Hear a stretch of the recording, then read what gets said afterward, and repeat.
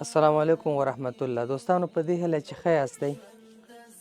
دوستانو دلته په دغه کور کې دوه کونډې اوسیږي او د دوی په اړه همداسې اورېدلي دي چې دوی بیخي سرپرست نه لري او دې په خاطر راغلي چې د دې احوال واخلو، تاسو سره یې شریک کړو. دوستانو لکه څنګه چې مخکې مې یادونه وکړله، په دغه کور کې یوه دغه کونډه مورکۍ ده او ورسره یوه بله کونډه خور ده چې هغه د دوی ورېره ده.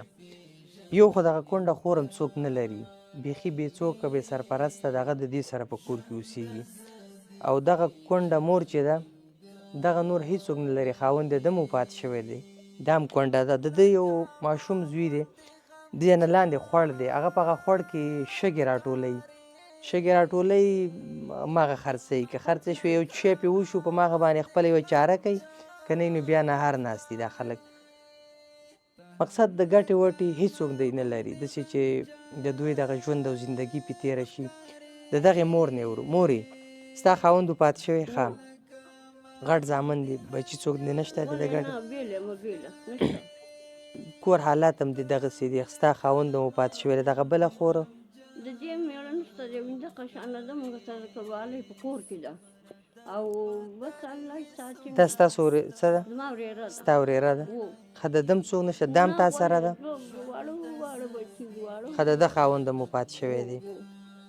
د ګټې وټې ولې نو انجینر صاحب چې وی نو دونه جذبه بچ الله ته ولې نه کومه تاسې کومه خو انتظارۍ بس مې نه کېږي. نو ښه، څه کوئ دغه د خوراک دپاره اوړه غوړي دغه شیانو دپاره څنګه کوئ؟ دغه غوړېګانې نو ولې لا نشته دی، خو څنګه را پیدا کوئ اوړه؟ هغه د کومه کېږي؟ دغه خوا کې دغه شګې خرڅې شي او څه یو 300-400 دغه کې او څه سره دکاندار خرڅې شي او مهرباني مې روپۍ انجینر صاحب ولګېدلې څه 3 لکه 2.5 لکه روپۍ پې ولګېدې، کاغذونو کې لیکلي دي.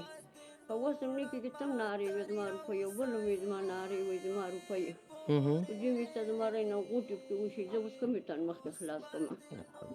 ما ویل چې الله نه بیا غواړو نو څه 3 لکه روپۍ خو په شګو پټو نه خلاصېږي. 3 لکه روپۍ قرضداري وې وایي. دې کاغذونو کې لیکلي دي، وګورئ. خاوند دې مریض و، هغه په هغې ولګېدلې، هغه وفات شي، دغونه قرض یې هم پاتې شي. که اوس پوښتنه وکړم ستاسو کور کې به خوراکي څه شي دغه د غرمې له به ستاسو هغه ګڼې ډېران نه پراته دي، نغرو ته هم پام وکړه.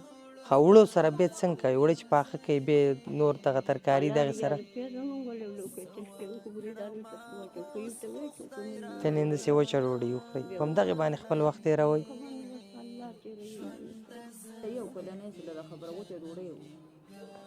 که هغه هم پیدا شي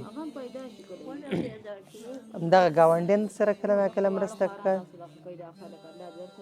کله یو ټماټر اوبه ولګان اوبه راوړي، کله بل راوړي، کله نه یې قلال ټولو له لاس ورته موږ الله ته وژاړئ چې الله یې الله ته موږ وژاړئ چې الله یې زه الله دې رحم وکړي.